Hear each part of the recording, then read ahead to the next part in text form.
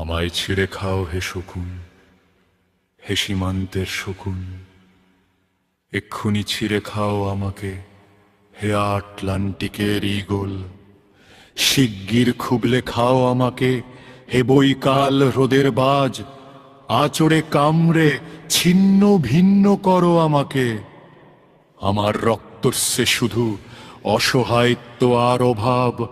কাগজের কামলারা তারে আদর করে মুদ্রাস্ফীতি ডাকে।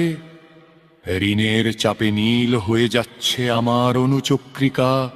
সংসার চালাতে অন্তরে হয় ইন্টারনাল ব্লিডিং। কি আশ্চর্য, তবুও আমি মরছি না।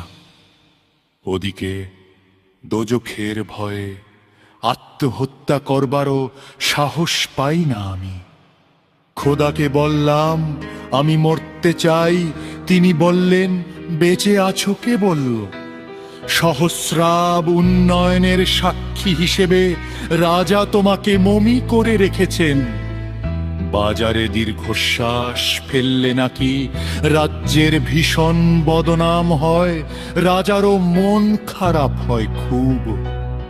কোতোয়ালরা ফরমান জারি করেছে আমাকে সারাক্ষণই হাসতে হবে, নইলে দেশি কুকুর ও বিদেশি মাগুরকে একবেলা ভালো মন্দ খাওয়ানো হবে আমার মাংস দিয়ে। নিত্যদিন ব্রয়লারের ভুঁড়ি নাকি ওদের ভাল লাগে না। অথবা আমাকে ভাগ দিয়ে বেচা হবে, মানুষেরও তো মানুষ খাওয়ার স্বাদ হতে পারে তাই না?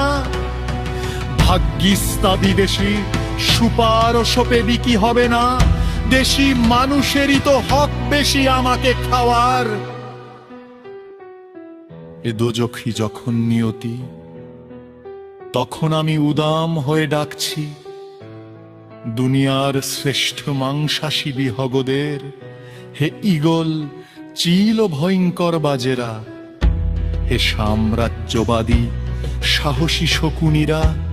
তোমরা F-35 মতো, MiG-29 মতো দল বেঁধে হামলে পড়ো আমার বুকে।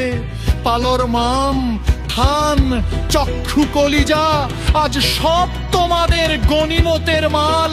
দেশি শুয়োর খুবলে খাওয়ার আগেই আমার ইচ্ছে মতো ছিঁড়ে খাও তোমরা। দোহাই, শুধু মস্তিষ্কটা খেও না আমার, তাহলে শীঘ্রই দাস হয়ে যাবে তোমরাও।